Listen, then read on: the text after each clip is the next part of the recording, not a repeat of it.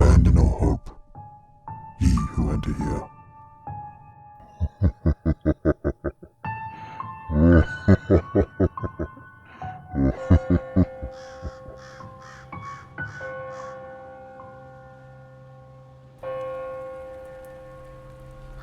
I live in Germany now, but the report took place in southern Brazil in 2021. A brief summary of how I ended up in the situation. In 2020, I had discovered cancer, so I had surgery, chemo, and etc. for a few months. Finished treatment already in 2021. I was in the bath and felt something strange. The surgery site had ruptured after 5 months and was oozing pus and blood. I despaired. My father has a quarry with an open mine of about 120 meters of diameter and 20 meters deep. It is a place far from the city, about 8 kilometers, in the middle of the woods with some family farms nearby. Well, I love the place and decided to go there to think about what to do.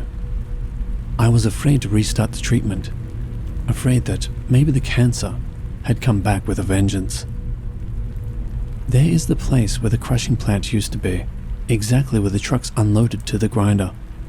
To take advantage of the force of gravity, it is located on the slope of a ravine, about 20 to 40 meters high, with an incredible view of the horizon. I parked my truck there and lay on top of it and watched the shooting stars. I don't know exactly how many hours later, but it should have been something like midnight. I hear footsteps slowly coming towards me. I was armed with a pistol, but I left it inside, and I was in the back of the truck. All I had was a piece of wood lying there. At that time, I was scared of it being a criminal, as we had problems with thieves stealing machine parts. But the sound came right from the side of the cliff, and it's impossible for anyone to walk up. My second thought was that it was a jaguar, and because I had been laying down for a long time, whether it was a jaguar or a criminal, he might have thought I had fallen asleep. As the steps got closer, I deduced that he was already on my side. I looked without moving my head, and I didn't see anything that was the height of a person, so I jumped with a piece of wood and screamed because it had to be an animal. Then, I saw something I've never seen the likes of before, and I get goosebumps just writing about it. A human figure, completely dark brown. It had no eyes, no mouth, no ears. It looked like thick smoke. It walked very clumsily, as if twisting. When I jumped up and screamed, he did absolutely nothing. Passed by me and followed the opposite path I took to get there, left the road and entered the forest. After that, I took the gun from inside the car. He waited for a while and came out again in the clear and started coming towards me. The night was very clear with an almost full moon. When he got to a safe distance, as he came towards me, I started shooting. I shot 10 times. I remembered that I still had 12 rounds because when I arrived, I fired a few shots. I landed all the shots as it approached. It didn't do anything. It didn't seem to hit anything. At that distance, I never missed. But he stopped, went back to the bush. The rest of the night he walked in a semicircle around 50 meters from me, into the woods, out on the clear, and into the woods on the other side. When dawn began, he entered the forest, and I could hear the footsteps in the distance. This place, I grew up there. I know every inch of it. I'm 32 years old. My childhood and youth was spent walking around, going into the forest. I've never seen anything like it. When I asked my father, he just said that it wasn't good to go there alone at night because there's something strange.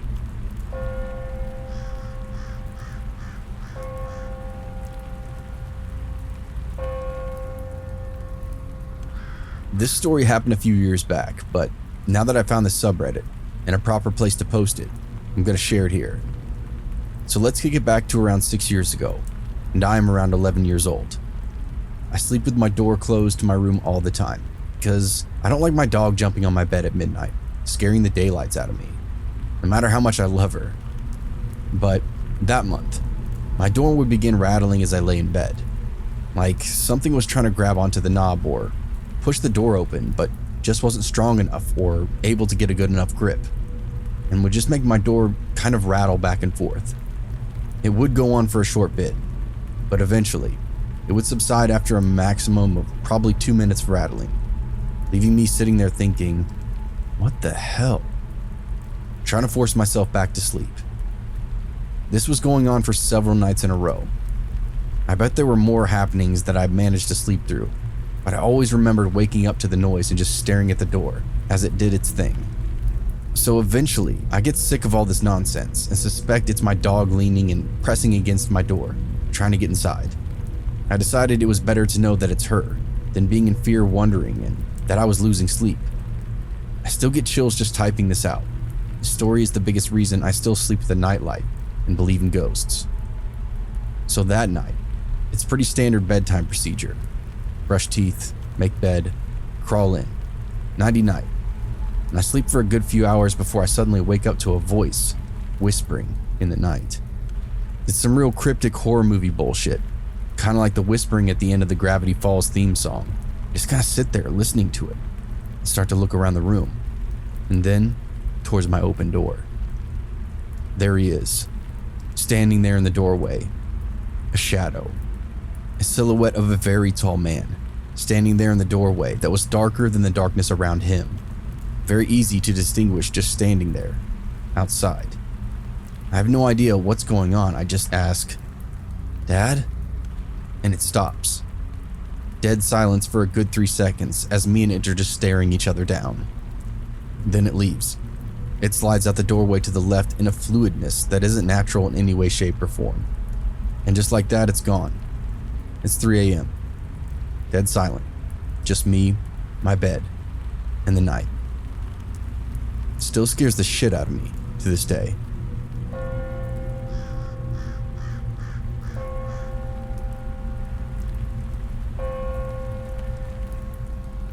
When I was still in college, I used to stay alone in a dorm room in a building where the hallway lights would have remained on at all times. During one summer, when I admittedly had gotten into a habit of severely messing up my sleep patterns by pulling all-nighters fueled by energy drinks, I had tried to do what I could to block out the light from my window so that I could sleep into the morning without the sun coming in. Even so, the light from the hallway outside would always be slightly visible from beneath my door. The room was poorly ventilated, and I already had a tendency to experience the phenomenon of sleep paralysis beforehand, where I'd wake up to see or even hear strange things walking towards me before quickly realizing I was dreaming. As terrifying as these sleep paralysis experiences could get, I'd usually be able to dismiss them as merely waking dreams. One night, roughly around 2 or 3 a.m., I awoke to find myself paralyzed once again. An intense ringing buzzed around my ears, and I saw this tall figure standing in the middle of my room. I couldn't make out any particular details on its body, but it seemed to be a silhouette that was even blacker than the rest of the darkness in my room. It must have been taller than me at least, but seemed to tower over my position, and its shape seemed almost like a bowling pin. A somewhat rounded body with an incredibly thin, elongated neck that tapered out into a small, oval-shaped head. On its head were these 2 tiny, gleaming white dots that looked like eyes. Upon noticing it, this figure began to silently glide towards me, its dark shape undoubtedly swallowing up more of the room as it got closer. Eerie as it was, I dismissed this as just another hallucination. As if it responded to that thought, I noticed that it was blocking out the light that would have come from underneath my door. At this point, I was disturbed. It is one thing to have hypnagogic hallucinations during paralysis, but the fact that the light was being blocked implied something really was there to block it. The entity continued to glide silently towards me, betraying no more details in its form, beyond its gleaming white eyes. But I felt the ringing in my head escalate as it got closer and closer. When it got to my feet, the paralysis suddenly broke, and I kicked it. It immediately dissolved as though it was made up of bubbles and dust. It distinctly reminded me of the cloaking effect from the Predator movies and other sci-fi movies. I've since had many other vivid sleep paralysis experiences, and I can again usually discount them as vivid waking dreams from someone who's a big fan of sci-fi and horror. But I still try to ground myself in rationality and science, and I am not prone to believing in ghosts or aliens, or more fanciful ideas if a simpler explanation exists. And this incident continues to haunt me, for I still cannot fully believe that a sleep paralysis hallucination could be this vivid enough to block out a light source. This is the incident that made me take the phenomenon of shadow people more seriously. I wonder if anybody else has had similar experiences with sleep paralysis shadow figures, and if any explanations or ways to deal with them could be provided.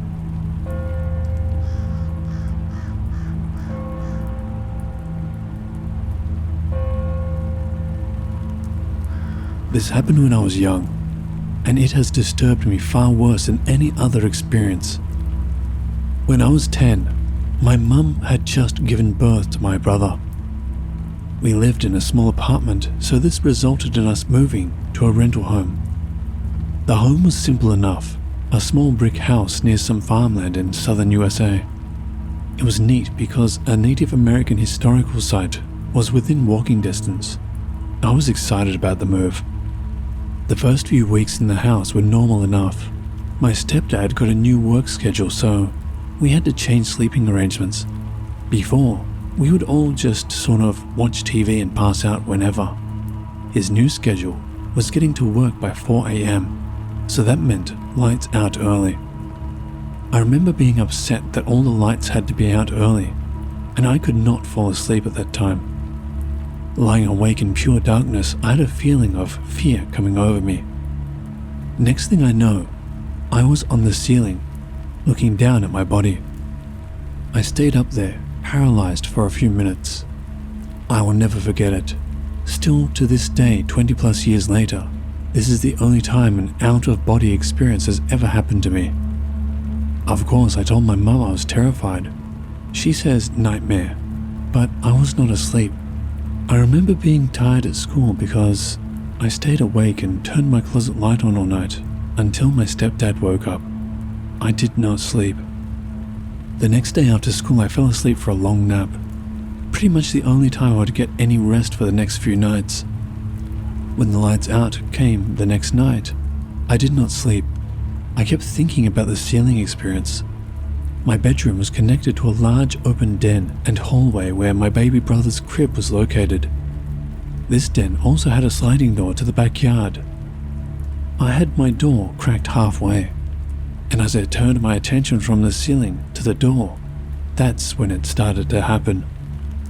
What I refer to as the fear started to come over me, a tingly, frightening sensation. That's when I saw it. A solid black shadowy figure that wasn't exactly man-shaped but resembled a man is the best way I know how to describe it. The shadow stood there, watching me from outside the doorway. All of a sudden, I felt a pressure on my chest-throat area, like this thing was taking my breath and life right out of me. I wanted to scream, but I could not. Eventually, I could breathe, and the entity just disappeared back to the hallway where it came from, and I went screaming to my mum again. Of course, another nightmare, she says, as I'm falling asleep on the way to school. I remember getting yelled at by teachers for trying to sleep in class. The next night would be my final encounter with the Shadow Man. This time, I begged my mum to leave my light on. She tells me I can turn it back on when stepdad falls asleep. I'm wide awake, scared to death, and nothing happens for a long time. Then, the feeling comes, like clockwork. I'm not sure what time these events occur, but if I had to guess, I'd say around midnight. This time the figure appears to float right up beside my bed and put their hands around my neck. The same feeling as before, but closer. I'm terrified but cannot move or breathe, and I am wide awake, sucking the life out of me. Repeat no sleep process until early morning or on the way to school. Repeat mum saying it's a nightmare. Thankfully, stepdad suggests buying me a TV for my room that I kept on all night. I'm not sure if these entities hate the light, but whatever the situation, I never saw the thing again. It doesn't change the fact that I still fear the dark and sleep with the TV on to this day. Before I was never afraid. Before I never cared much about the paranormal. Ever since that week, I research and seek out answers. These things are real, and I do not believe scientists have it all figured out by saying sleep paralysis, because I was never asleep. Mankind has experienced shadow people for centuries. The paranormal is something you have to experience before you can become a believer. Insights would be greatly appreciated. Thank you for listening. Keep the lights on and stay safe out there.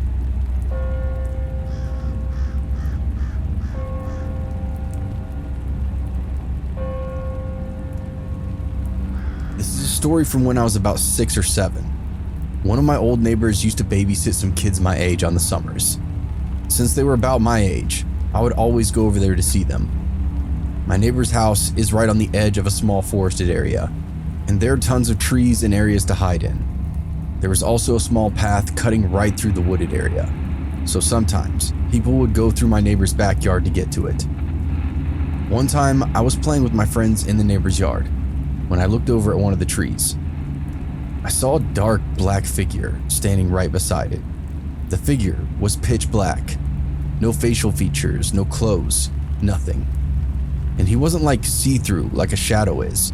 He was pitch black. He ducked behind a tree before I could get a better look. I told my mom about it, but she didn't think much of it since I was so young. A few months later, I was riding my bike past my neighbor's yard. I looked over at the trees and, sure enough, he was there. I stared at him for a moment before looking back in front of me, hit the curb and scraped up my knee. When I looked back, he was gone again. This is the last story I have about him. About a year after I first saw him, me and my sister were in my backyard playing on her play set. All of a sudden, I heard my mom yelling for me to grab my sister and come in. I grabbed her and ran back inside, but just before I got inside, I glanced over at the fence, and there he was, staring at me and my sister. I asked my mom why she called us in. She told us it was because she saw the man too, thought he was some creep or something. She described it exactly as I had. I never saw him again. Nowadays, I still don't know if it was some sort of spirit or just some creepy dude that I happened to see multiple times. My sister was too young to really remember him, but me and my mom still talk about it to this day.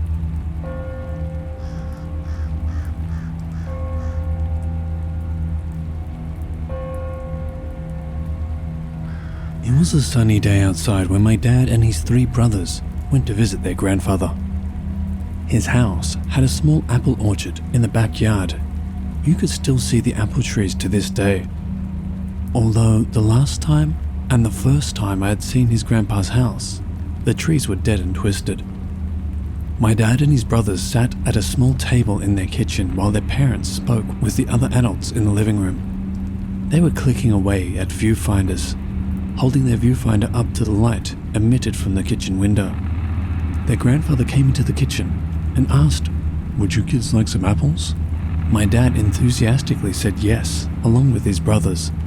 The apples were always fresh and delicious. Their grandfather opened the basement door, which was located in the kitchen.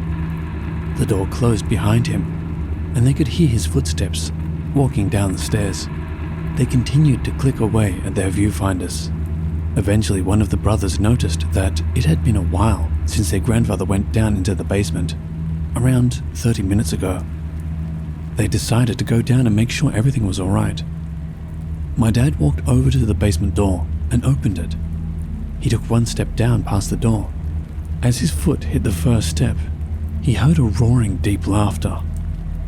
My dad called out to his grandpa, and he could hear his grandpa's voice say, "Let me go, let me go." My dad rushed down the stairs, and on the wall, there were 2 high-definition shadows cast upon it. My dad's younger brother followed him down the stairs and stood on them, holding the railing and watching the wall and the shadows, almost as if in shock. My dad yelled, "Grandpa!" My dad, believing it was a prank, looked around the basement. There was a white sheet which was hanging up down there. He was sure that behind it he would find out what was making the shadows on the wall. He lifted the sheet, but nothing was there. He looked down and there was a crate of apples lying on the floor. My dad turned around and walked up to the shadows that were cast on the wall. The largest shadow's entire size did not fit on the wall. My dad says that the size of the shadow would have made it at least 2 to 3 stories tall. As he looked closer at the shadow, he could see each long individual strand of stringy hair that hung on its arm. Its body was thin, almost like the body of someone who you would have seen in the pictures of Auschwitz, while also with defined thin muscles on its arms. Its head had huge horns leading backwards, and the head was that of a goat. It held the shadow of his grandfather in its hands, holding him at his waist and shaking him while laughing. His grandfather beat at its arms, screaming to be let go, while it shook him like a doll and laughed. My dad's youngest brother yelled, "Let my grandpa go! Let my grandpa go!" The shadow seemed to be completely unaware of them being there. My dad and his brother went back upstairs to get help. His other 2 brothers, who were too afraid to go downstairs because of the sheer sound of its laughing, followed them into the living room. This was during a time when kids should be seen but not heard. Everything that they said was ignored as kids trying to get attention or their imagination. They went back into the kitchen and sat silently, not knowing what to do. Thump, thump, thump. They could hear footsteps coming up the stairs from the basement. My dad prepared himself to see the true form of the shadow before them. The door opened and it was their grandfather. He held a crate of apples in his hands. My dad ran up to him and lifted his shirt to check his waist and stomach. He asked him, "Grandpa, are you burned?" His grandpa looked down at him and laughed and said, "Why would I be burned?" My dad looked up at him and said, "Grandpa, you were in hell." Later on, the grandpa shared his experience when he was in the basement.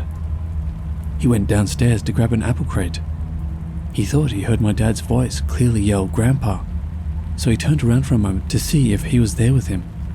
No one was there. He was a bit spooked, so he started to walk up the stairs. That's when he heard, "Let my grandpa go." This really spooked him, so he tried to quickly go back upstairs. He believed he was down there for only a couple of minutes. When he met my dad and his brothers upstairs, they had a certain look on their face. My dad ran up to him and lifted his shirt and asked if he was burned. Later on, when he became very ill, he told my dad that he was worried what was going to happen to him when he died. For a while, his life story was kept in the dark from so many family members. In fact, his life was so secretive that some family members believed he was part of the mafia in his past. When I found out what he had done at times in his life, I found out why it was kept a secret.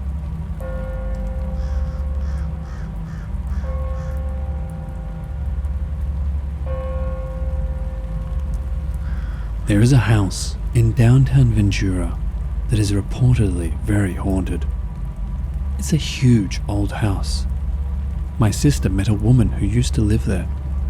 It has several bedrooms spread over 4 levels. I'm not sure what the architectural type is called, so I'll just describe it as an old wood frame house with an antique ornate style. picturesque, set on the foothill overlooking downtown and the ocean and the Channel Islands. When I lived in the area, the house was vacant. During my frequent late-night walks, I'd sometimes sneak up the 24 front stairs and peer in the windows or walk around back. Occasionally I'd bring a date up there to fool around on the porch swing. It was vacant for a long time. My sister told me the house was haunted, and once when she was visiting in the house, a floor lamp suddenly slid across the living room, apparently of its own volition. Startled, she looked at her friend and the woman who lived there, and she kind of shrugged and said that things like that occurred frequently. They would often hear noises from the upper floor. There was another tenant who resided up there, and sometimes they would hear noises, like someone talking or walking around, only to find out later that the tenant was not home. She eventually moved out, and sometime later I met her and asked her about that house. She confirmed the lamp story and said that many things happened there, and that she moved out because of them. She hated living there. She said, "Let me show you something." She pulled out her phone and flipped to a photograph of a young man sitting on a sofa in front of a dark picture window or maybe glass sliding doors. She said that it was her son on the couch. The photo was just kind of a typical random snapshot of a kid sitting on a couch. Also, in the photo was a large swirl of white smoke to the right of the kid. It looked like cigarette smoke that had drifted in front of the lens. Except when I looked closer, I was startled and frightened by what I noticed about it. There was a very clearly defined face in the smoke, not a human face, but one of a creature with an elongated muzzle and head shape like a canine. The mouth was open, showing large, sharp, pointy teeth. The eyes were fierce and appeared to be looking into the camera. I truly hate to say this because I tend to roll my eyes at stories like this, but it is best described as a dragon or demon face. I don't believe in demons. The image was unmistakable and gave me chills and goosebumps. The woman said that she hadn't seen anything, but when she took the photo, that it was just a casual snapshot of her son while they were sitting and watching movies. She managed to get the landlord to reluctantly let her out of the lease after she told him everything that happened there. Eventually they found tenants. There were old cars and beat-up motorcycles out front, and junk stored on the porches and balconies, so they didn't appear to be neat, clean and orderly tenants, and the house looked in need of repairs and maintenance. I never met the new residents, but I wonder if they had any experiences in that creepy, old house.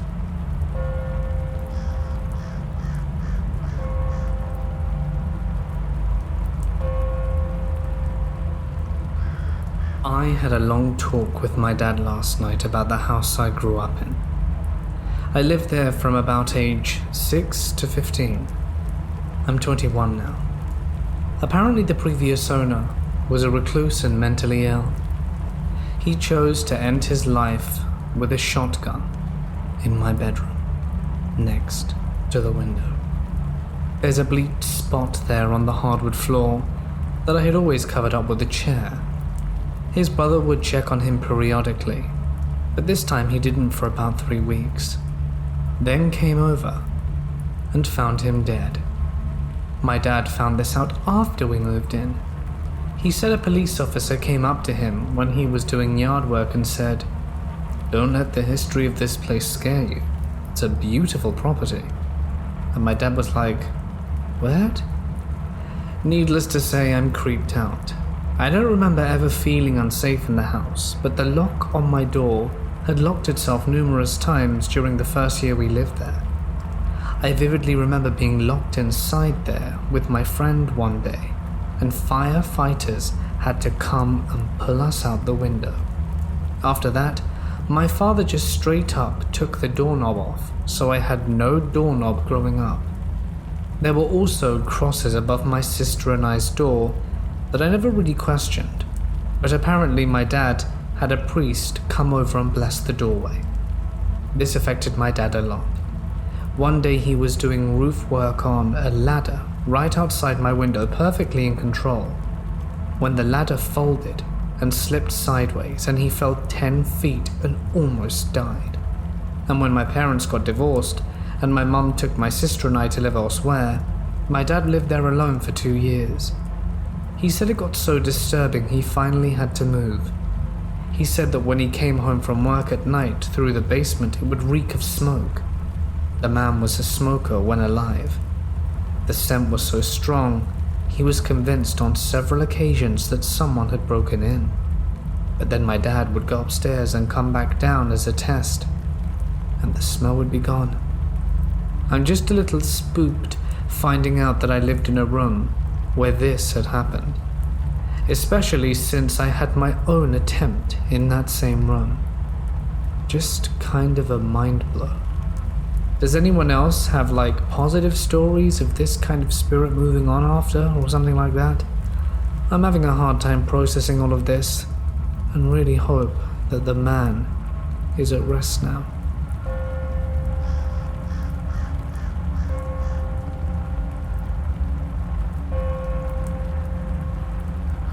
This is a story that I've written and deleted 2 or 3 times now. I have very bad memories associated with the house, so it's hard for me to write about. This telling is about something odd that happened many years after I lived in the house. I'll omit the bulk of the background. I lived in a 1900 farmhouse in northern Maine, in Aroostook County, along the border with Canada. The house was a small 2-story clapboard-sided farmhouse. The central heat was a giant handcrafted metal stove. It was large enough to fit a log 1 foot in diameter and 3 feet long, and sat in the middle of the dirt-floored basement. The stove was so airtight that you could throw in several chunks of split hardwood and dog it down tight. Then you crack the air vent just a tiny bit, and the fire would smolder all night, with heat drifting up through the vents and ducts. It was the main heat in the house, although there were 2 additional cast iron wood stoves. I lived there with my father and his girlfriend. My father would spend a lot of time working on the property, clearing brush. He also worked on scraping the peeling paint and applying a fresh new coat, although he refused to invest money in the house, so many of his repairs were low quality and incomplete. After I moved away, I stayed away for over 15 years. One day my wife and I were staying at a hotel a few hours away and found ourselves with a free day to randomly explore. We ended up driving back to the area of that house and decided to make it our destination. The area hadn't changed much. The area is very sparse, with a lot of dense trees and large grassy yards and fields, farms here and there. We turned off US Highway 1 onto the road named Wilcox Settlement Road. The house was maybe a quarter mile down it. The sun was low in the late afternoon sky, a bit above the trees. I pulled up at the end of the driveway, or dooryard as the locals call it, and stopped in the road. The house was a wreck, in much worse shape than when my father had owned it. There were a few beat-up cars parked by the house. There were barrels and scrap wood and random old junk all around the yard and on the porch. Much of the siding had been removed, exposing mylar-backed foam installation boards that had been pressed between the studs in the exterior wall. There was an old, dented, rusty pickup truck parked close to the road where we sat idling. My foot on the brake, my wife and I sat gaping at the creepy old dilapidated house. The yard was overgrown and the brush had reclaimed most of what my father had laboriously cleared all those years ago. Movement caught my eye in the dimming light. A waving hand. There was a man standing on the other side of the old pickup truck, and he was slowly waving his arm, beckoning us toward him.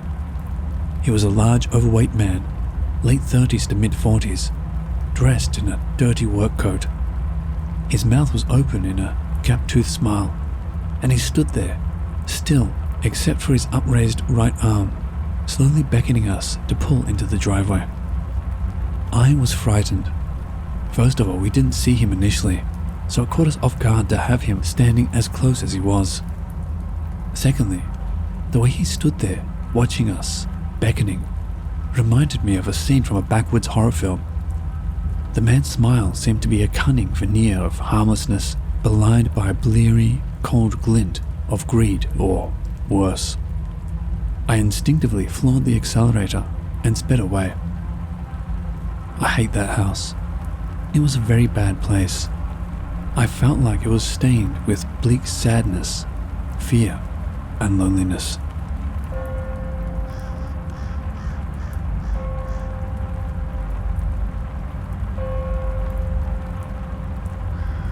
I'm 23 now. This started when I was 3 or 4. Everything that happened that night, I remember like it was yesterday. The memory is so vivid and forever in my mind. The second floor of my house at the time was really just a small landing with 3 bedrooms and a bathroom off it. Immediately at the top and to your right was my bedroom. The bathroom adjacent to the stairs, then my sister's bedroom, and my parents' bedroom. My mum would put my sister and I to bed at 7 o'clock every night. I always had issues falling asleep as a kid, but would eventually drift off. My bedroom had a closet next to the door, and next to that, 2 windows with a dresser sitting between them, with my bed pushed against the wall, foot end of the bed near the door. One night, not unlike any other, we're put to bed and I finally find sleep after a few hours of just lying there, only to wake up some hours later. It was about 2 or 3 in the morning. I rolled over to scan my room. I've always been afraid of the dark, so the room was lit up and my nightlight was plugged in at the end of the bed. Standing in front of the window furthest from me, near the closet, I saw what I thought at the time was an angel, quite literally glittering gold in front of my eyes, standing at least 7 feet tall, staring out the window. My movement must have grabbed its attention, because immediately its head turned to look at me. There were no facial features except for a strong, defined jawline, though faceless. It wasn't like a freaky facelessness. At this point, I was more curious than afraid. Then it started to yell at me. It kept telling me to shut up. The yelling quickly turned to screaming and I freaked. I was one giant goosebump, and I got up from bed, opened my door and looked into the lit hallway.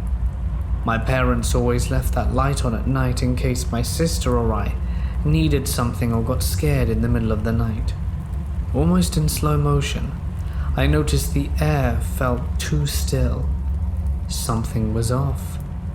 Before I could process anything, I took 1 step forward, and out of the bathroom shoots this thing. It gets right in front of my face, screaming a blood-curdling scream that still echoes in my ear to the day. The face of this thing was just grey and sinister, eyes completely blacked out, skin cracked, no lips, just a black hollow hole with the screams coming from it. Long, black hair flying around, as if there were a fan switched on behind it, and I lost it. I screamed so loud, I swear the entire house shook. I barged into my parents' room, tears streaming uncontrollably down my face. My mum looked scared and confused. My dad, just terrified. I don't remember what happened after that. I'm sure I told my parents what happened and ended up sleeping with them for the next few weeks. Growing up, I asked my mum about that night, and she explained how I barged in crying, rambling off some story about an angel or something. Today, I don't know what it was. My dad, on the other hand, never said much about it, and instead started warning me to stay away from Ouija boards, and told me some freaky stories about things that had happened to him. As my parents divorced, growing up, things got worse with respect to what I was being exposed to. My dad would show me scary pop-up videos and play creepy music. I was 6 or 7 at this point. Safe to say I hated going to my dad's because I thought whatever I'd seen that night was somehow connected to him. Eventually my mum remarried. We moved and things were okay. Then I decided to stop seeing my dad completely, for unrelated reasons, as I was 9 years old at this time. And that's when things started again. The air was ridiculously heavy all the time. I hated sleeping in my room. I always felt like there was something at the end of my bed, just watching me. I tried to ignore it. For 9 years, constantly living in fear, we moved out of that house to somewhere around the corner. And once my mum and stepdad divorced, that way we wouldn't have to switch schools as I was about to graduate high school and my sister still had 1 more year. I still had access to the house as my ex-stepdad still lived there. They were using my old bedroom for storage and always kept the blinds closed, as I had while living there. One morning when everyone in my old house was at work, my friend and I decided to sesh in the garage quickly. We had the okay from the ex-stepdad, so long as we weren't driving anywhere afterwards. We walked through the front door, through the foyer to the garage, and got settled. I could already feel the extra 10 pounds on my chest, and I really wanted to make this quick. I had previously spoken with my friend about what I was feeling in this house, as we had been friends for years at this point, but never gave her much context. Not even 5 minutes into the sesh, we heard the footsteps above the garage, i.e. my old bedroom. My entire body went cold. My friend immediately looked at me, and we waited for another second and heard them again. This time, like a stomp type running around the room. We said screw it, packed up and got the hell out of there. I locked up and walked down the driveway completely freaked, trying to push the thousands of thoughts running through my mind out my head. Then, my friend let out a tiny shriek. I turned back to immediately ask her what was wrong. They were doing some work. I thought she could have stepped on a rogue nail or something, but the horror was written on her face, and I looked up at the window but the blinds were closed. I asked her again what was up. She said for whatever reason she felt like she needed to look up to my old bedroom. She said the blinds were open in the window looking down on us, and I quote her words, "This thing, with black hair and black eyes and cracked skin, and just a hollow black hole for a mouth, was staring down." She said it so fast, terror was oozing from every word she said. That's when she burst into tears, and so did I. I was too freaked out to tell her what happened when I was a kid, and I didn't want to scare her more. I suggested we get the hell out of there. Since then, nothing's happened. I recently traveled to Rome, specifically the Vatican, and got a blessed St. Michael pendant for extra measure, seeing as whatever it was followed me in silence throughout the years. The thing hasn't bothered me other than showing up in a very specific nightmare I've had every 8 to 10 years since my first encounter. If this thing is still on my tail, I'll be due for a nightmare within the next year.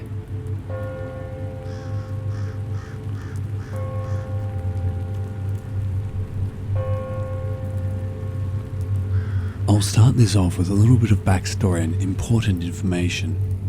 I'm a 23-year-old female. I now have 2 kids, but at the time of this story, I only had one, a 2-year-old boy. We lived in a small 2-bedroom house. It was my son and I, my fiancé, and our 2 cats. Now, I grew up in a small town with my grandparents on their farm. The property they lived on was infested with bad energy, evil spirits, demons, etc. I don't know why they stayed in that house so long. In the early 2000s, their barn burnt to the ground, killing many of their horses. It was ruled spontaneous combustion.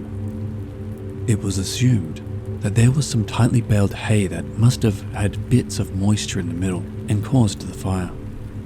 They rebuilt in the following years. As I said, this house and property was evil.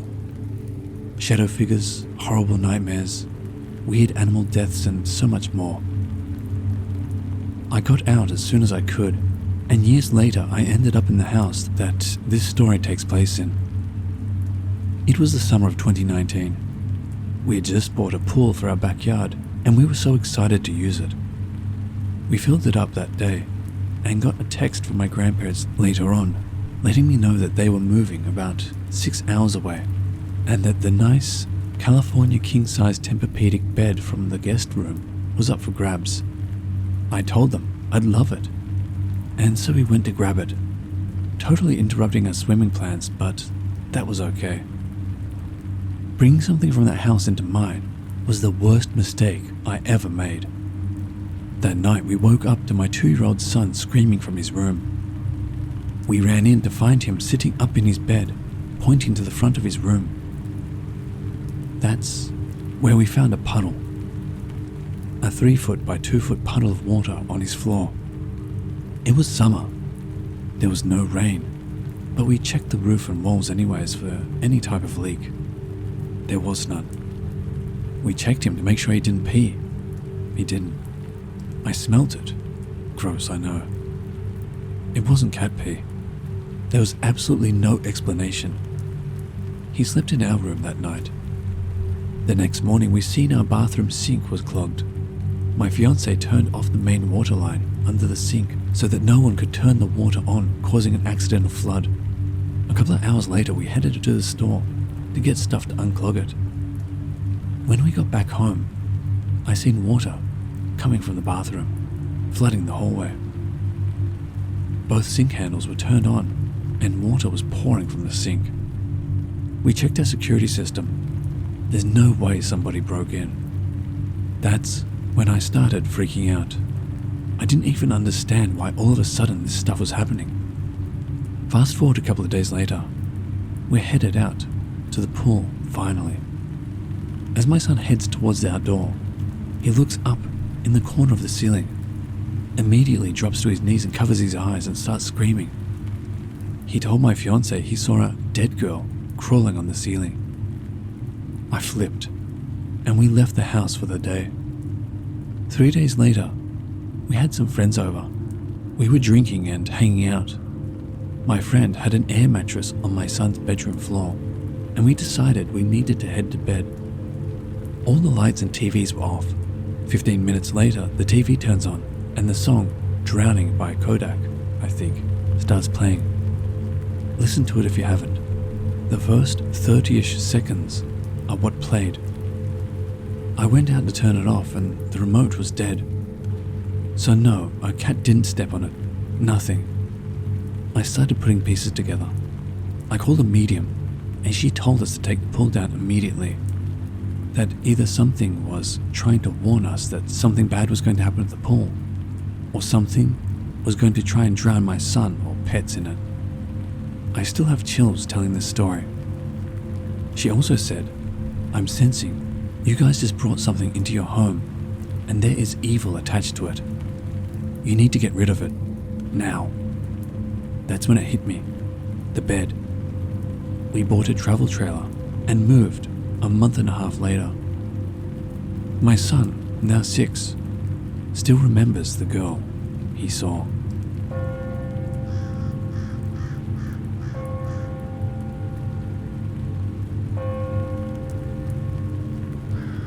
Yesterday, my dad was all excited to finally buy this gorgeous 1-story brick house in Indigo Lake, Texas. It was so elegant, refined, copious amounts of land to run around, a vista of sylvan charm. No annoying neighbors, unless they were on the road.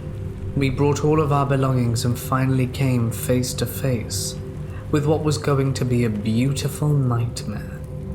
As we unpacked and arriving at the steps, immediately, strange things started to happen. The protected door opened by itself, and even the grand door that led inside the house as well, just creaked loudly, as if it were telling us to go inside. My dad thought carpenters were working there, as it was still being worked on, but only a day or two to finally complete it. My brothers exchanged confused glances, and noticed the back of the house had this weird-looking pond. Behind it was a vast forest that had this sort of small cavern/grotto, which made absolutely no sense. We were wrapped in complete forest, so it was pretty creepy. We stepped inside, ignoring the doors opening, and were completely astonished with how beautiful the house was. I still remember being 7 years old and in awe, with so many things the previous owner left. It was like going back in time. Exquisite paintings, china vases, samurai swords, a chimney with a moose taxidermy above it. Oh my gosh, it was beautiful. To the right, as soon as you walk in, was the kitchen, and a strip down that led to the washing machines as well as the backyard. To the left of the living room was a fork. On the right side was going to be my parents' room. Straight led to a grand room, which we named an arcade room. It was a long hallway to get to the arcade room, and left of it led to another hallway. But what was odd of this was that there was a small shower and toilet, along with a long mirror that coated the wall and led to a door which was my brother's room in a closet. That made no sense. From my brother's room, it led you back to the fork living room, and the restroom was in the middle. The arcade room was so cold. Even during summer when you opened the windows, it was still freezing. Everyone who came would complain about how cold it was. Dad thought it was just a small draft. We had a foosball table, PlayStation system, video games, mini movie theater, and even a gym in that arcade room. Night falls, and my dad buys the Blair Witch Project. Yep, scared the hell out of me. We were taking care of my uncle's sweet chihuahua named Brandy, who out of nowhere began barking furiously at the wall in the kitchen. She had all her hairs standing up on her foamy mouth by how angry she was.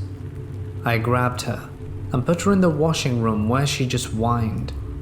My dad was dismissive of the idea that we were living in a haunted house, but that night after the movie ending was something I'm never going to forget, as this presence started immediately to show itself.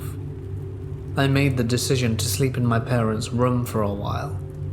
In that room was a painting of a boy and a girl on a countryside walk, on a road, next to a man who was behind. I'm getting chills just being reminded of this painting. My brother is snoring in his room, and my parents are awake, and we begin to hear loud furniture swinging and rustling across.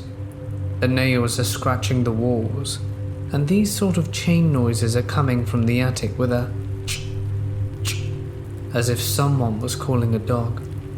Right then and there, man, my heart sunk, and I knew this place was haunted. My dad gets up and knocks on my brother's door, thinking he moved things, but he's fast asleep. The noises were brushed off, just a raccoon outside, or the forest trees swinging due to the wind. My heart is racing, and constantly thinking of the Blair Witch Project, which made it worse thinking it was real. Because, at the time, internet wasn't a popular thing to see if a movie was fake. I left a small night light on, and it was probably 11 or midnight when my parents fell asleep. As the night pressed, I dozed and woke up. My parents were sound asleep. The door of their room is completely open, and vividly remembered we locked it. My heart is racing, as I know something is really wrong. At the foot of my bed, the end is sunken down as if someone was sitting on it, and I felt it sink down. You guys, I felt it, and I was about to pass out and throw up, when suddenly the covers of my bed toss, and I immediately felt these hands and fingernails tickle my feet. I get chills remembering it. I kicked back whatever it was, and could feel the hairs on these hands. Just massive hairy hands and arms. I yelled. I got up from a nest of blankets and somehow jumped straight into my parents' bed crying. My parents console me. Dad gets up, turns the light on, and I'm done. Right there and then I'm crying in my mum's shoulder that I don't want to live here anymore. After consoling, my dad and mum are somewhat wanting to believe me, but they can't. That night I slept in between them. I didn't sleep, my eyes were glued to the door, waiting for it to open. Next day comes, and my brother is working out in the arcade room as he plays varsity football in high school. He comes rushing to us, saying he saw little girl's feet with frilly socks on near the hallway, with a lengthy mirror. My dad doesn't believe it, but he becomes a believer eventually. I'm going to go ahead to share the experiences that happened after. A few nights later, my father is in the bathroom. He had a habit of urinating sitting down at night, so that no one gets interrupted sleep. From the windows, the moon is able to reflect some light that gallantly pierces through. As my dad is urinating, he notices my mum is at the door and says he'll be done shortly. So he does his thing, and right as soon as he's about to pat my mum on the back to let her go, my dad goes right through her, the silhouette, and he falls over. That night is the one I remember he finally became a believer and shouting at us to come out and turns on all the lights. He was as pale as a ghost, but I was relieved that I wasn't crazy. Water always turned on as well. Bath water, even the shower, where the long mirror hallway was. One time after a party finished and everyone went home, I took a long bath with my action figures and had a huge curtain that covered it. My mum sometimes would use the bathroom whenever I showered, so I heard her walk in and noticed the shadow pass and would just say, "Hey mum?" No response. So whatever, off I played, and upon finishing the bath, the bathroom door was wide open. I came out telling my mum why she didn't close the door, and she said that she didn't use the bathroom and was outside cleaning up. It was scary. A lot of stuff went on in that house. We had family friends stay the night to look over the house while we went on a trip. That following night, they called us saying they were leaving as they were getting too spooked. The couple kept having dreams of a handsome man with hairy hands touching them, and he would laugh a lot. And his wife said that the painting in my parents' room was moving. She noticed the kids in the painting moving, and the television in that room turned on and the volume would flood up so high to the max. They left in the middle of the night, after a mere few hours. We were all painting the fence of the house and saw neighbors jogging on the road. They approached us and told us the house had belonged to an artist who ended his life in our garage. No one ever got close to him, as he was always reserved and spoke to no one, but joggers would see him with art supplies all the time.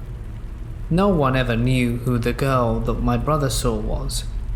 Right then and there, my mum called her, who is a spiritual person, and told her to take incense and just walk around and talk kindly to the man and ask him to leave. After the small ritual, we never felt anything. Looking back, it feels odd to have been scared. Maybe he was just really lonely and in a dark place at the time, and was just playing with me, wanting his presence to be acknowledged. The carpenters even mentioned that they would see a girl roaming around our pond with this strange face scarf on. Funny thing is, my mum stayed at home while my dad worked, and while my brother and I were in school. She never experienced or heard anything. Anyway, we ended up selling the house because it was flooding a lot, and the creepy part about the grotto in the back, near the farmer's pond, was that after coming back from evacuating the floods, we found so many dead animals stacked on top of each other. Dog, geese, cats, 2 horse and owls. It just gives me the shivers every day. The arcade room is still frozen cold as well. I haven't been back, but I would be more than happy to share the paintings that he had in the house, as all of his belongings are in storage.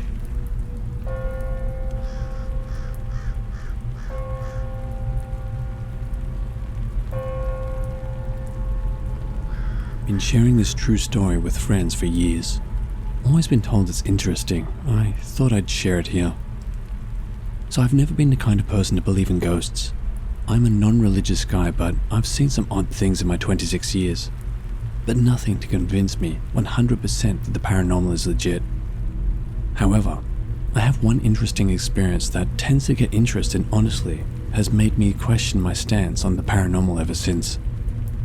About 6 years ago, I was a 20-year-old student living in London. My latest flat contract had run out and I needed a place to live ASAP. I had very little money and felt guilty needing my parents to be a guarantor. So, as any broke Londoner would do, I googled the cheapest place possible, somewhere I could move into that day or the next day. That's how last minute this was. I was fortunate, or in fact misfortunate, to find a place available to move in that day. Contract signed, I had a place to live. I moved into this detached house with all my stuff the following day. It was a dirty house, but the flat occupants were all 20 to 30 years old, 4 of them in total, and very friendly. The area was quiet and I felt reasonably comfortable. The house was always a bit damp and cold. It was autumn, so it's not surprising, but it was always an unpleasant atmosphere. The garden was overgrown and creepy. The windows that faced it were scratched, cracked, and looked very dirty. The hallway's light didn't work, so the entire interior of the living room and hallways connecting to rooms were pitch black at night. The bathroom was just something else. On my first night after speaking to one of my new flatmates, I was told that they had all experienced weird noises, especially scratching on the blackened window in the bathroom. I laughed this off as nonsense. Probably a tree brushing it when it gets windy outside. So, after a couple of weeks, I finally started noticing weird occurrences in the building. My room's window faced the driveway, and I liked to keep my curtains closed just because it was a west-facing room, and I didn't like the sunlight pouring in and blinding me every day. So I would close the curtains in the morning, head to class, come home, and find the curtains opened more than halfway. This happened every day. In fact, I could come home from class, close them again, go out to work or see friends, and come home to open curtains. Yet, when I was in the room for hours on end, they never moved when closed. My windows were closed and locked, and so was the bedroom door when I was not there. I was the only one with a key. Also above me was an attic. No one lived up there. It was a locked storage room, I'm guessing. But at night, I could hear what sounded like foot stomping, 2 people walking around, kids running, and sometimes whispers. A bit freaky, but I thought maybe someone in the house had access to this room and was using it at night. For who knows what. But no one was up there. The room was locked. I would sometimes at night go up the stairs to the door and try and get in to see who the hell was in there. But no luck. I never saw anything, but could always hear these footsteps. This part is relevant later. One of my flatmates is a very religious man. I could hear him pray 5 times a day, and he was always very friendly and open to talk about his faith, and to listen to me stress about the awful state of the house. But he himself didn't hear or notice anything weird, other than the unhygienic state of the place. He decided at one point to head home to Algeria for a few months, with his room locked. After 6 to 7 weeks of living there, one of the other occupants moved out, and a room was available. I told a friend of mine that was as desperate as I was weeks prior. He moved in within a few days and things were great. We worked and went to the same uni, so it was cool hanging out with a friend. I told him the stories, and due to his religious beliefs, he wasn't a believer in ghosts. And like me, he wasn't fazed by the stories. But he began to notice things too.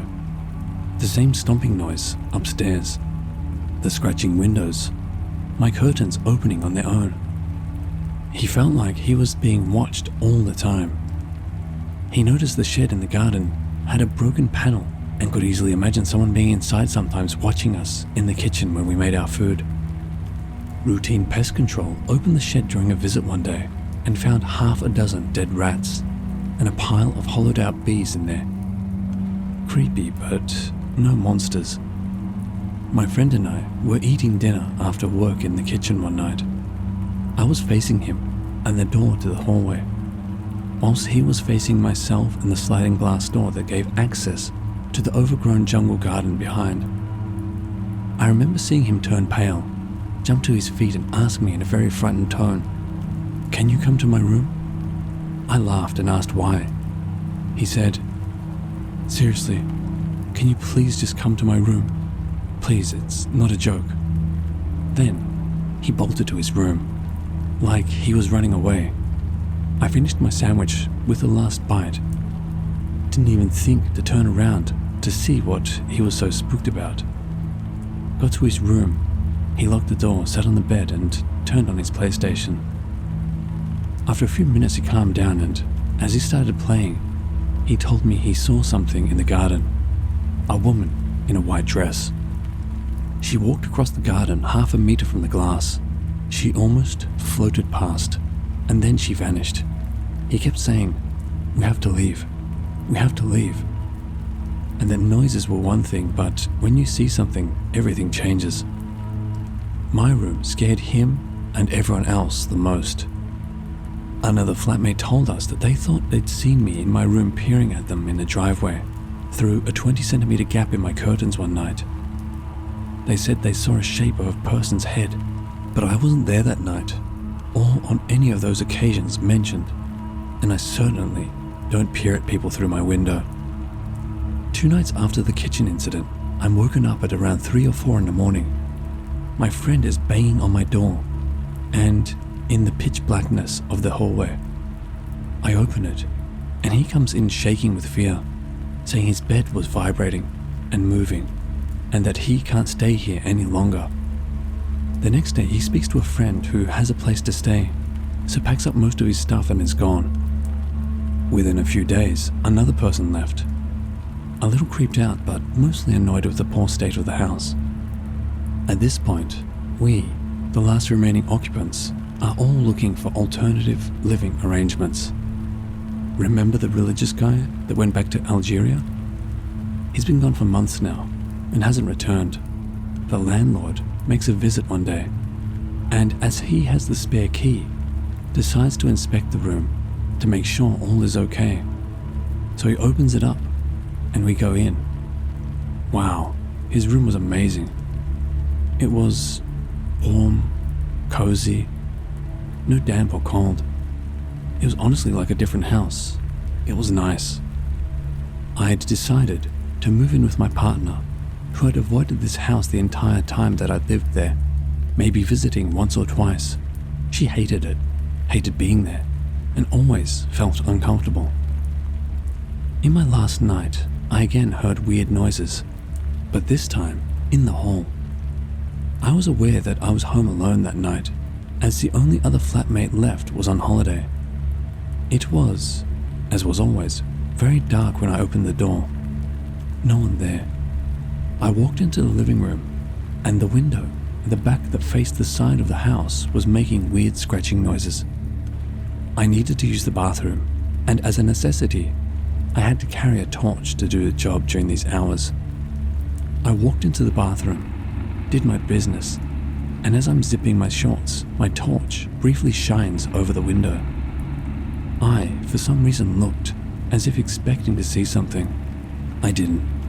I walked out of the room, and I don't know why, but I decided to look at the window again, without the torchlight. I saw the shape of a large man. I went back to my room, locked my door. All night I could hear foot stomping upstairs in the attic. I couldn't sleep, so I moved all of my things into a pile in the middle of the room, sat on the bed, and waited for sunrise. I got a taxi in the morning and finally got the hell out of there. You couldn't pay me to go back.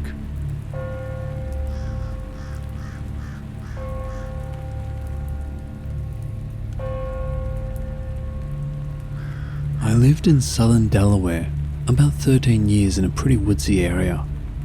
It was about 15 minutes to the nearest small town and 40 to the nearest smaller city. My house was surrounded by a nature preserve that allowed hunting by special permit, and I used to play in the woods for hours as a kid. Part of the nature preserve, about a half a mile away, had a vehicle trail you could go on with your truck, ATV, etc., and had a few abandoned fields. Occasionally, I'd walk up there by myself just to enjoy nature. One of my favorite areas was an old farming field with a tiny pond surrounded by pine forest. This area is blocked off by large pieces of concrete fence and is not accessible by vehicle. This is important. I recently visited the area after not exploring it for 3 to 4 years and brought my fiancée with me. I took her to the area mentioned above, as I used to find cool rocks and sometimes animal bones to take home since I'm into vulture culture and wanted to show her my favorite childhood quiet area. We started looking for bones, and hey, we found some remains of a doe, and more, and another. All together, there were the skeletons of around 5 deer, some bucks, some does. Now, while hunting is allowed in parts of the preserve, it is not in this area. Also, when you hunt, you're required to field dress, remove organs, in the area of death, and take the rest of the carcass with you, as most hunters around there hunt for food. These were not full skeletons, just bits and pieces. We found 3 partial skulls, so it wasn't just trophy hunters taking down a buck or doe for a mount, and the remains were all in about a 6-foot radius. If it was hunters, they'd have to take the entire carcass with them by walking the mile back to the main trail, clean and butcher the deer elsewhere, then return and carry the butchered remains back to the area and dump it in one specific point, and also not dump the entire skeleton. We're a bit freaked out at this point, and then realize that the forest is almost entirely quiet, except a few quail calls. As a kid, I used to hear train whistles in the area. There are no trains in the area, except some cargo rails that ran 3 to 4 times a year about 15 miles away, and remembered the silence that came after those calls. We were thoroughly creeped out by the weird bone area and the unusual quiet, so we speed walked back to the vehicle trail, got in my car, and drove back to my family's house. We don't plan on going back.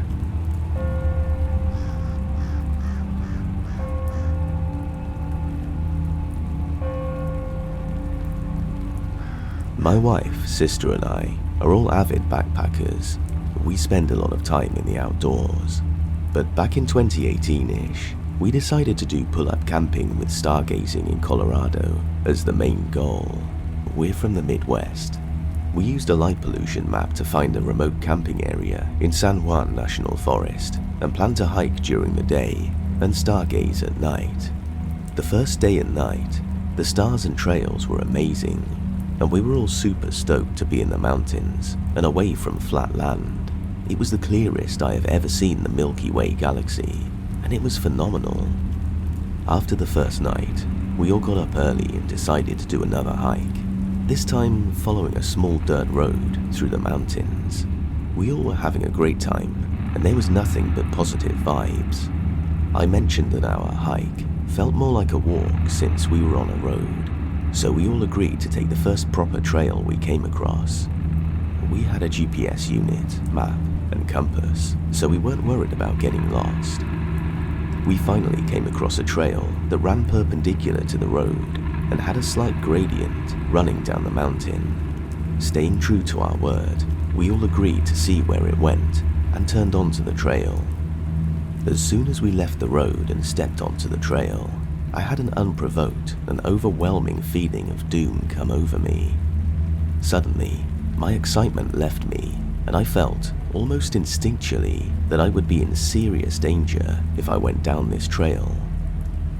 This unprovoked feeling of doom was strange enough, but when my sister said, "Guys, I don't think we should go down this trail," and my wife responded, "Oh my God, do you feel that too?"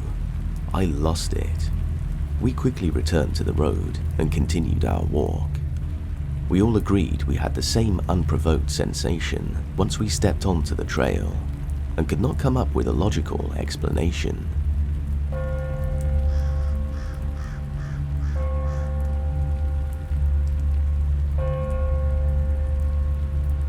I'm a former long-time airborne ranger, having served for many years in 2/75 in Washington State. After my service, I was a Forest Service firefighter and disaster response contractor. Suffice to say, I am a very experienced outdoorsman, professionally trained. In 2019, I was hiking in the Voyahoozer Forest Reserve near Offutt Lake in western Washington State. The preserve was adjacent to the home of a buddy's father, and before setting off into the lumber preserve, his father had implored for me to not go hiking in there alone, as it was a very dangerous area, a very frightening area. He had lived there for 30 years and refused to let his kids ever step foot into the forest.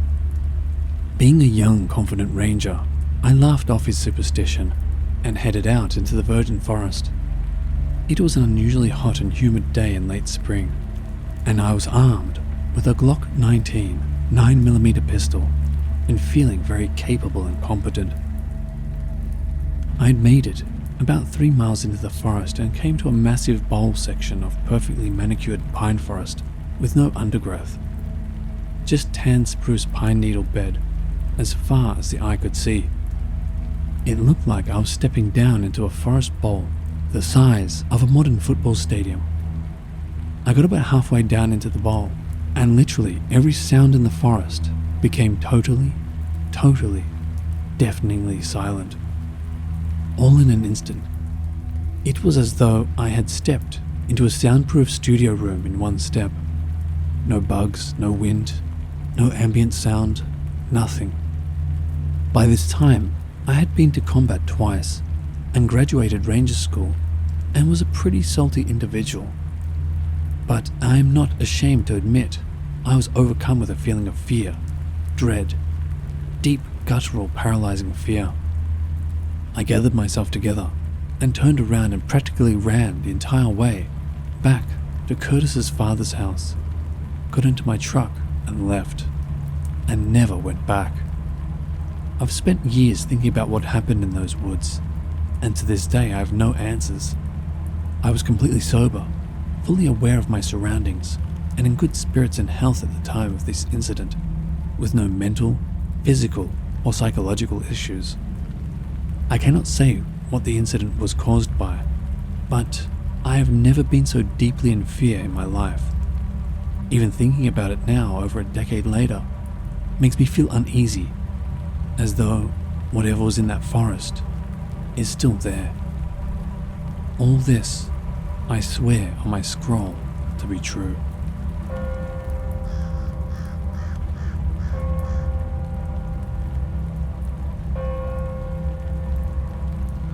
I've never been a non-believer, but I have to see it to believe it. Although I am open to the unexplainable and enjoy reading about it, I also love when something is debunked. I have always found the scariest things to be people. This experience might have something to do with the way I perceive things now. It happened in the late 90s, maybe early 2000s. I was probably between 8 and 10 years old, and in the Cub Scouts. Our troop would pretty much always go to the same campground. They had maybe 10 big cabins. Each cabin had a small kitchen, a dining area with 4 to 6 picnic tables, and a giant room with about a dozen bunk bed cots lined up along the 2 walls. There would be a burning stove in the center. In our troop, all of the boys' dads would go camping too. The dads would take the bottom bunk, and the boys would be on the top. This particular time, we got a corner bunk closest to the front door. My best friend and his dad, a Vietnam vet and tough guy, were the next bunk over. A little about me. I was always a very shy and socially anxious person. I only ever spoke when spoken to by an adult. and only really talked much with my best friend. I was also kind of a sissy, and still am. These were just one-nighter camping trips, and after a normal day, it's now bedtime. It's cold out, so there is a fire in the stove casting a warm reddish glow around the big room. However, it's still dark inside. I can't remember if I couldn't fall asleep or if I woke up, but I was awake. The whole room was dimly lit up, and it was like shooting stars in a light show all above the room, in the peaks above the bunks. It was like a massive party. I can't believe it, and look over at my friend to see if he's awake. He is sound asleep. I look back at the light show, and a dimly lit white light swoops down and comes towards me. As it gets closer, I see a dimly lit white girl's face, but with big black circles as eyes, about 2 or 3 inches. Her face is about a foot from mine, and we just stare at each other. It was kind of like the ghostly apparition that came out of the Ark in Indiana Jones, but she didn't transform and was not menacing. I don't remember if she was floating or if I was looking down at her on the floor as she looked up at me. I don't do or say anything. I don't scream or try to wake anyone up. I'm not sure if I was frozen or didn't want to bother anyone. I was more curious, like, what is going on? This is weird. After staring at each other for maybe a minute or 2, I start to freak out, wondering what I should do. I decide to just turn my back on the situation. I roll over, face the wall, and close my eyes. Eventually, I fell asleep. We all got up the next morning and left. I did not feel good, and I did not tell anyone about what happened. A couple of years later, on another camping trip, some of the kids were talking about ghosts, and I guess there was a rumor that one of those cabins was haunted. I think I know which one.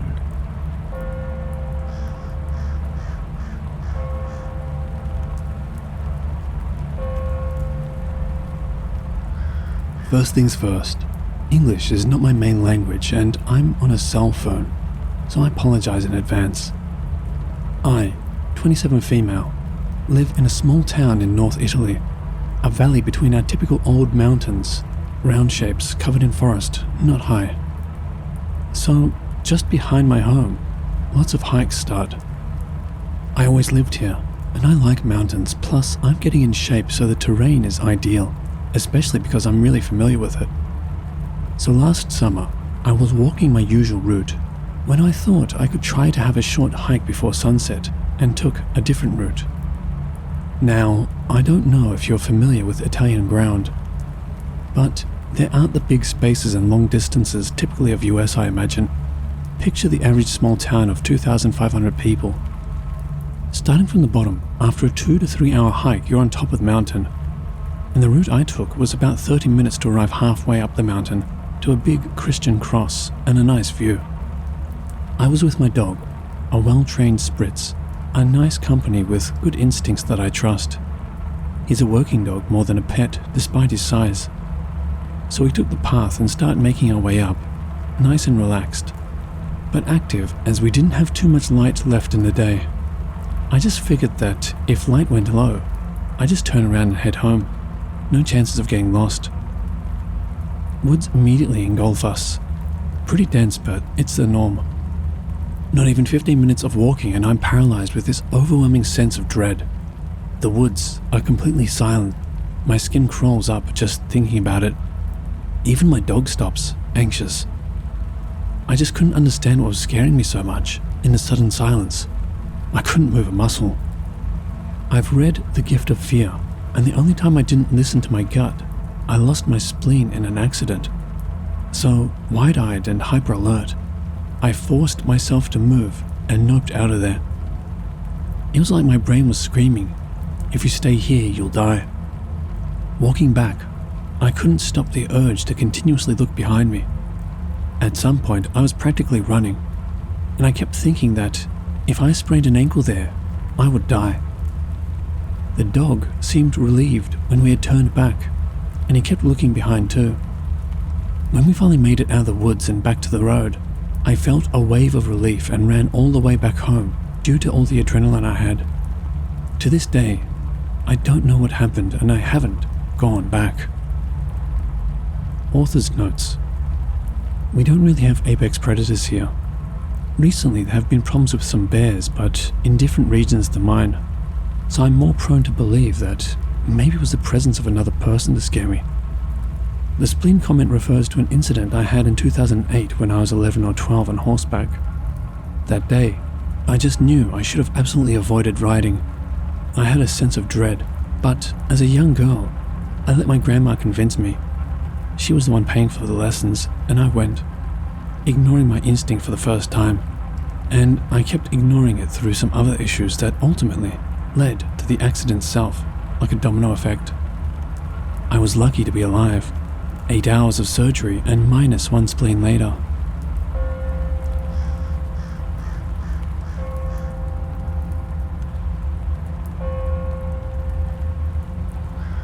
Figured I'd post the most unnerving thing that's happened to me in the woods, and the only incident where I was fully aware and believed my life was in danger. This happened in southern Kentucky, in Wayne County. Specifically, what I was told was Edwards Mountain. This happened in the fall, and I was around 19 at the time. My friend Kay showed me this mountain range kind of location where a cave was. We had started to get heavy into caving, and if you know anything about the area, feel free to look it up. The entire county is riddled with cave systems, ridiculously so.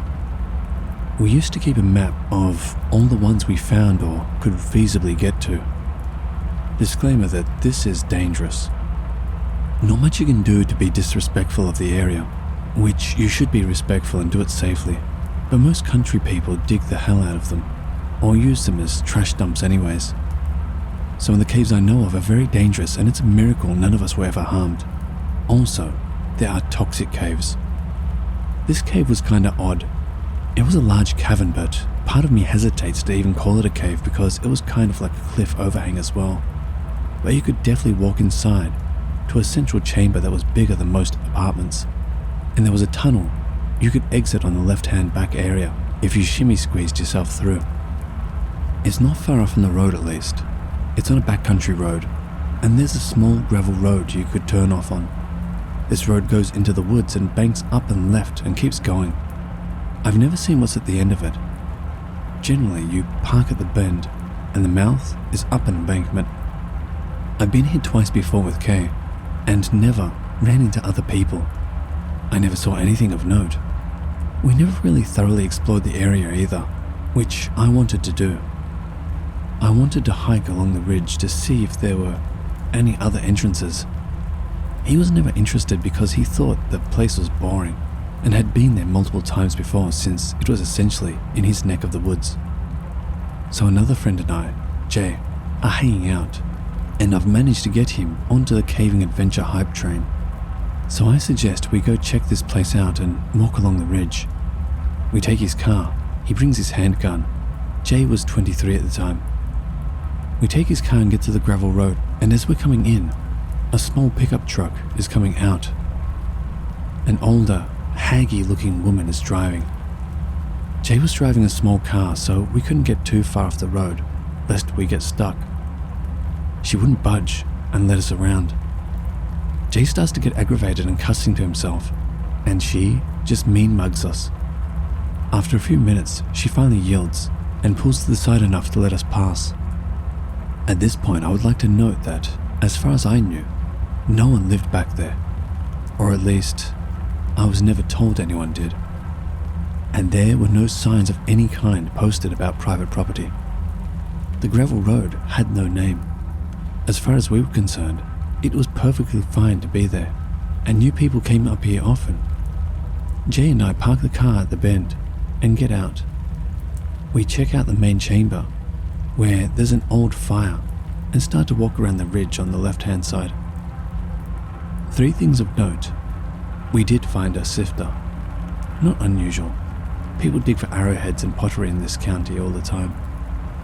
I smell the distinct ghastly smell of bone marrow. I assume there's a dead animal, but I can't find any carcass, and the smell is strong. I figure since vultures are very common and nest in the cliffy areas, there must be a nest somewhere with a carcass in it. We find a rope anchored on an extremely steep part of the cliff, where there are no handholds to easily climb it, so naturally we climb up the rope. At the top is a flat area with a chair. From there, you can climb a little higher on some other levels, but it didn't really go anywhere. From here, we are now pretty high up, like 3 or 4 stories, and can clearly see the parked car from above. This is when a different, shitty pickup truck comes peeling down the gravel road from the main road. At first, we don't think anything of it, until it stops a little ways in front of our car, and a guy gets out with a rifle.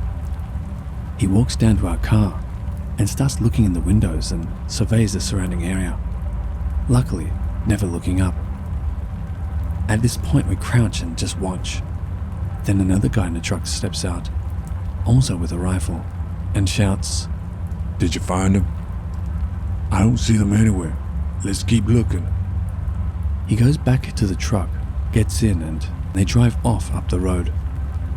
As soon as they were out of sight, we both scaled down the cliff as fast as we could and booked it back to the car. We took off and have never been back. Not sure if it was private property or some illegal shit they had going on, but I am completely convinced they were looking for us and would not have hesitated to shoot us. It seems they knew we were there, and part of me is convinced that Mean Mug Lady tipped them off. You hear stories all the time about people getting shot over pot patches in the middle of the woods, and I have seen one pot patch in the woods, but this was fairly close to a main road. Maybe it was private property and we didn't know, but there's definitely better ways to go about it. And country people can be absolutely off in the head.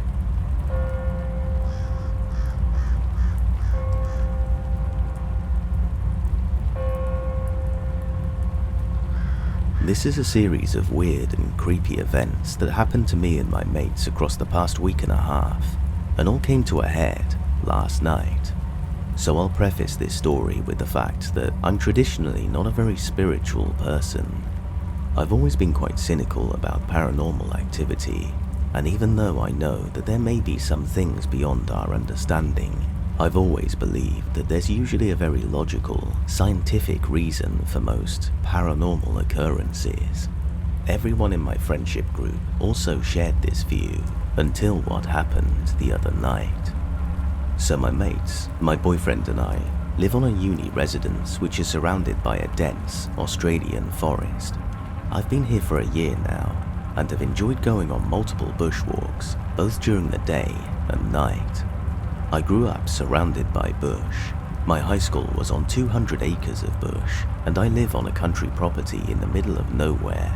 So at this point, the land and the forest have become my safe space.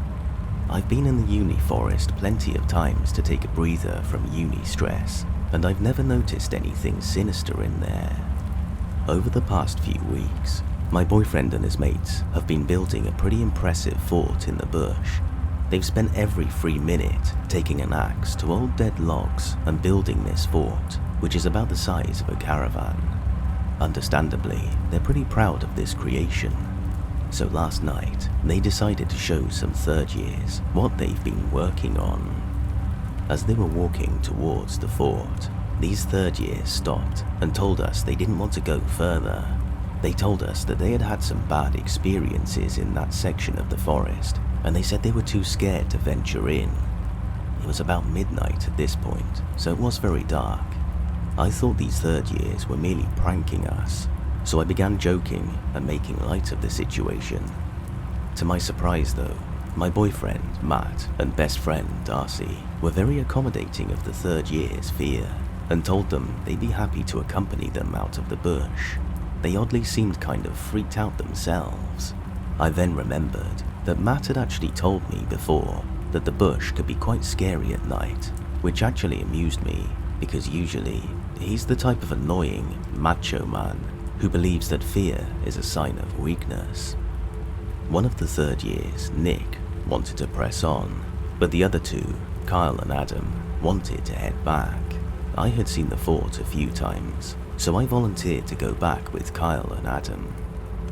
As we were leaving the forest, I asked Kyle and Adam what made them so scared of the forest. They told me that they didn't want to talk about it while we were in there, but they did point out to me that the section of forest we were in was unnaturally still and quiet. As a cynical person, I had to admit that it was a bit odd that only the section we were in was dead still, whereas about 20 meters away, across the road, the trees were blowing madly in the wind. Once we had left the forest, Kyle and Adam's demeanor changed significantly, and they finally felt comfortable expressing to me what they had experienced in the bush before. Very long story short, across the 3 years they had lived on residence, they and a few other people have had multiple encounters with what seemed to be an odd-looking spirit in the shape of a man in a hunched-over position. The spirit was always accompanied by the bush going unnaturally silent and an overwhelming feeling of impending evil and doom. He told me that the reason the forest goes so still and quiet is because something inside of it is listening to you and hunting you. Kyle, being a man of indigenous culture, told me that at one point, the spirit was so close to one of his friends that he had to call in an Aboriginal elder to run a smoking ceremony. This elder told Kyle that the presence of the evil was overwhelming in the forest, and she warned him never to go in too deep again. Kyle also began educating me about other Aboriginal legends and expressing his fear for the noises, like screams and whistles, distinctly human screams and whistles, not foxes or birds, and the feelings he had experienced in the bush. At this point, I'm listening ardently, but was also viewing these stories as purely fictitious, as opposed to something to be concerned about. Even though I didn't really believe in the stories, I was interested in learning more about the Aboriginal culture, and I was honored that Kyle was opening up to me about something which seemed to be very personal and significant to him. About half an hour later, Matt, Darcy and Nick emerged from the forest and headed back over to us. As they approached, I could tell that they seemed pretty obviously shaken by something, and for the first time that night, I suddenly felt very anxious. Matt and Darcy explained that they were showing Nick the fort when they all of a sudden felt an overwhelming feeling of dread, and they all unanimously decided that they needed to leave. Matt also admitted to momentarily catching a glimpse of what he said looked like a hunched-over man in front of a tree near the fort. He said he would have thought it was a shadow had he not seen the man's eyes reflect the light of his torch. At this point, my belief that they were pranking us diminished entirely, as Kyle was visibly freaking out and Matt looked shaken. I could tell they weren't acting, and I also didn't believe Kyle would exploit his own culture for the sake of a cheap joke. We all now headed back to our respective dorms, as we figured we'd better get as far from the forest as possible. I felt much better to be inside, only until Matt turned to me and suddenly said, "I need to go back and talk to Kyle." When I looked into his eyes, I could tell something was very wrong, and my anxiety amped up significantly. Him behaving this way was very unusual, and something was clearly bothering him. So we headed over to Kyle's unit and knocked on the door to his room. Matt explained to both of us that 2 days prior, he had come across a massive tree in the clearing that was covered in some odd sorts of bulbs. Him being an absolute moron, decided it would be a very clever idea to take an axe to the bulbs to see what they were made of. He admitted that the reason he was asking Carl about it was because he couldn't shake the memory or thought of this tree, and it was becoming unbearable and stressful. Kyle was obviously furious about this, as it turned out that the tree Matt had damaged was very sacred and ancient, and Kyle believed that Matt might have angered the forest and the spirits within it.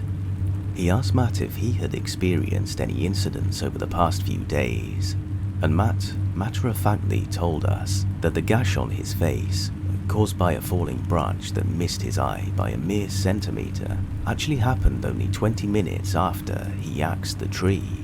He also told Kyle that he had lied when he initially told us that he'd seen the hunched man for the first time tonight. He had in fact seen him 3 times over the course of the past week, and twice in the past 2 days. He also told us that the reason he left the forest the night of axing the tree, besides the fact he had a bleeding cut on his face, was because all of the boys working on the fort had suddenly heard a very, very unnatural sound in the forest. Something between a human scream and a whistle. They said they would have thought it was an animal, had everything else not suddenly gone completely silent. When they heard the noise again, closer this time, they grabbed their stuff and legged it.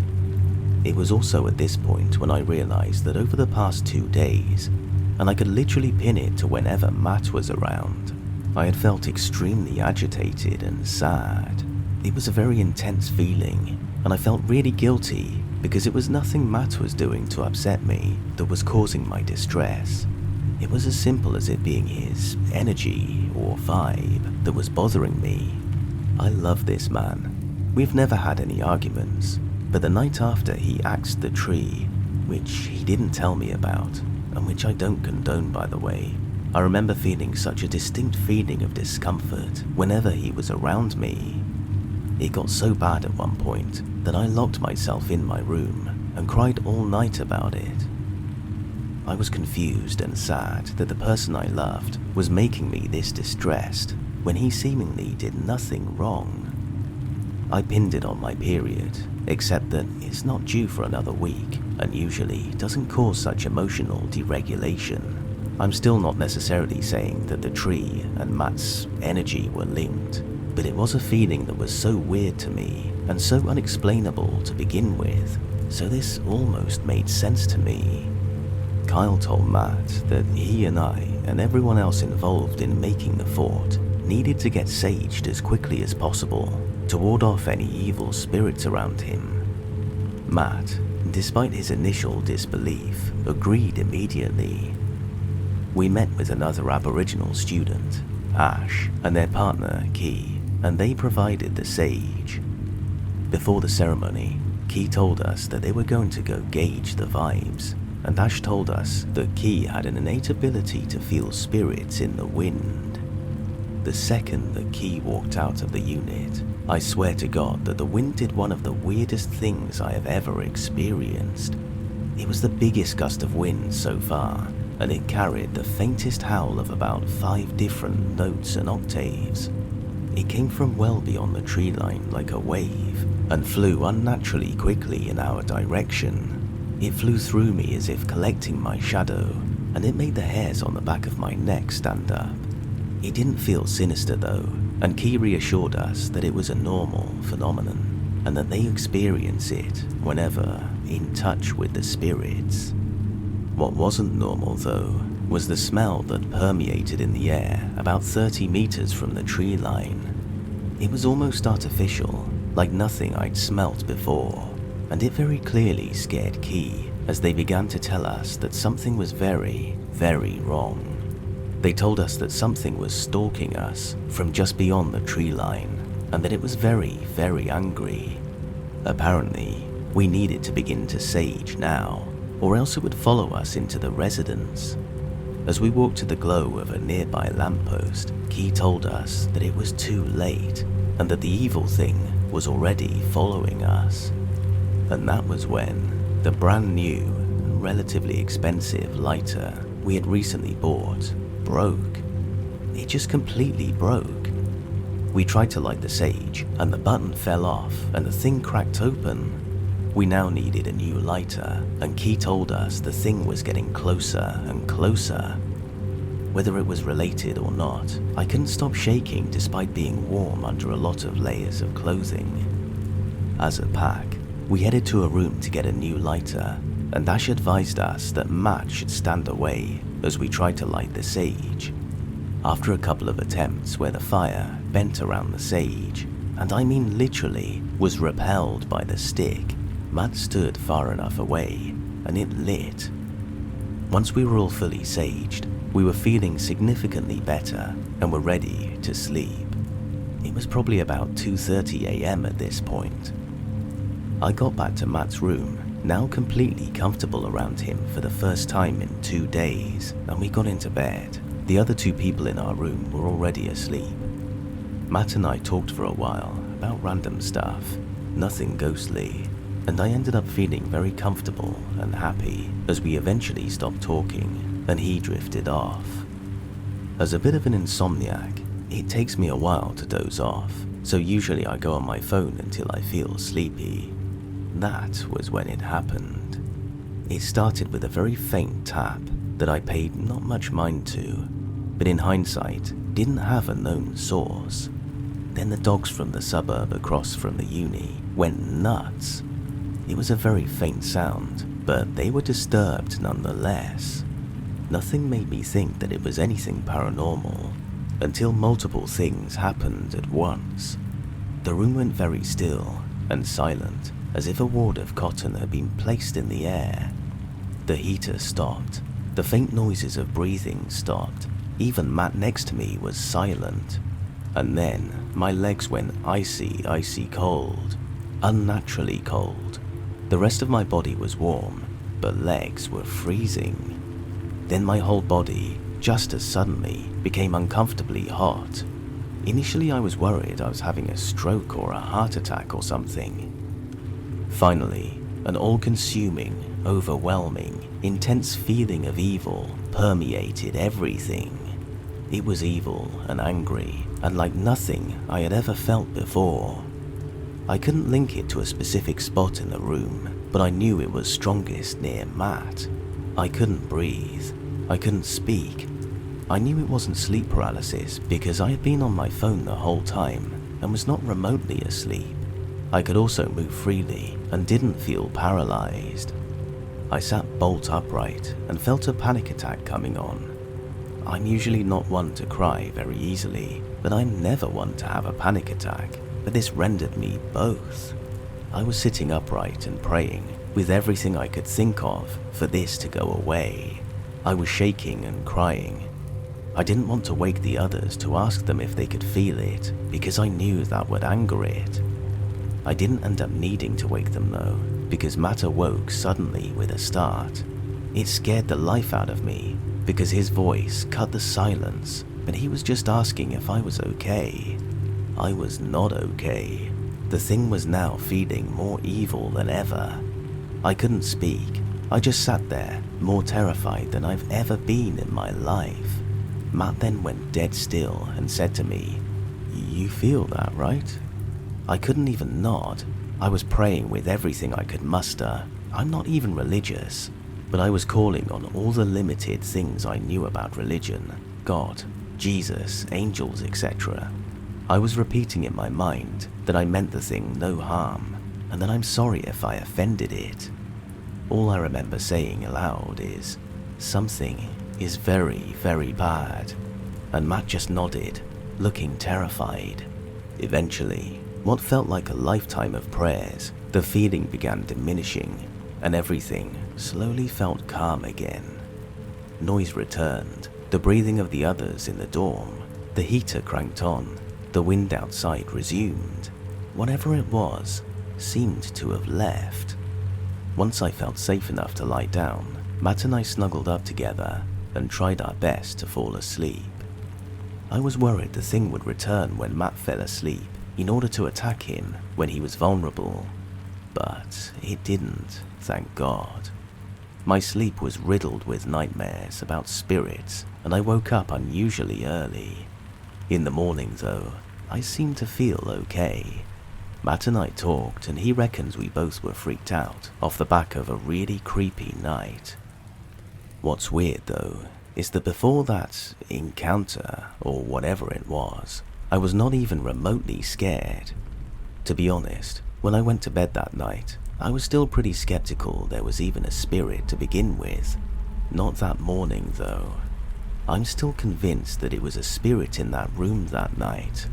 I have never, ever felt anything like the fear I felt in that situation. I've watched horror movies. I've intentionally freaked myself out in creepy places before, and only that night did I feel any sort of presence. I can't entirely describe it. I asked Kyle, Ash and Key that morning if we should be concerned about it visiting our room, and they told us that if whatever it was wanted to hurt us, it would have done so. They said they believe it was more of a warning for us to leave it alone, more of a threat than an act of violence. We also then discovered, as Darcy went back into the bush that day, Matt and I declined the invite, that their well-structured, carefully constructed fort that could carry the weight of all of them had collapsed in the night. It wasn't a stormy night. It wasn't any more windy than any other night had been. The fort had entirely caved in on itself, as if having been trampled on by a large creature. Whether these things are coincidental or not, I'm not sure, but it sure freaked me the hell out. I haven't had any odd experiences since, but I also haven't gone back into the forest since. I still don't know whether or not I want to.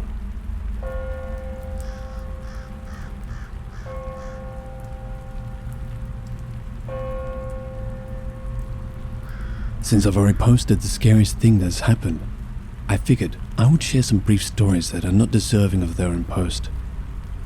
Obligatory, these are true.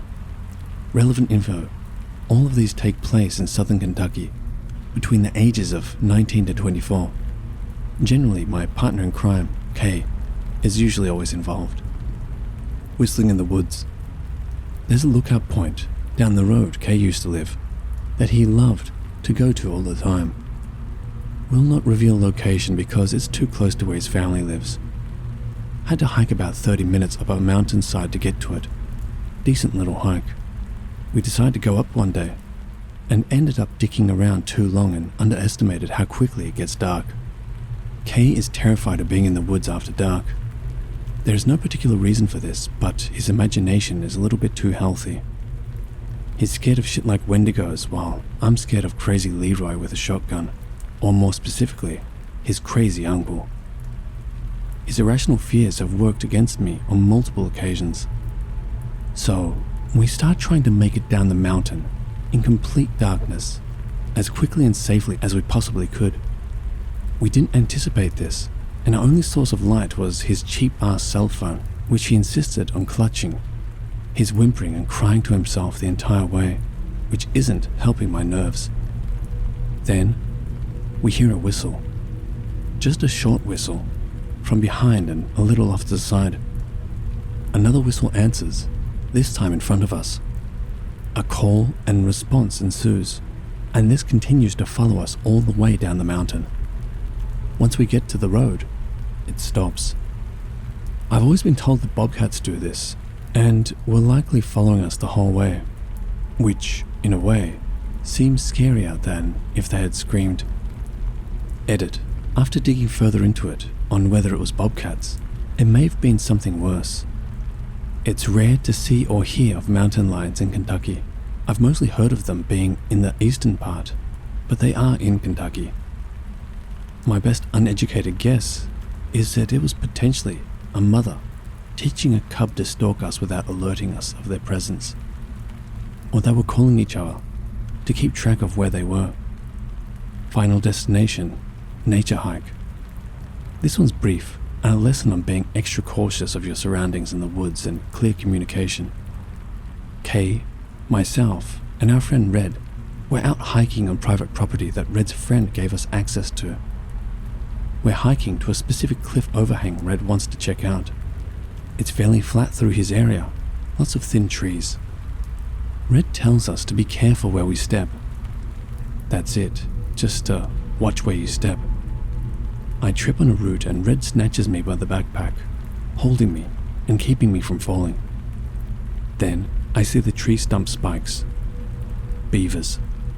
That's when I noticed several small tree stumps that had all been chewed by beavers and were essentially spikes. Fall on them and your ass is impaled. Heads. This is just about shitty hunters. This actually happened when I was 8 visiting my grandparents prior to moving to the area.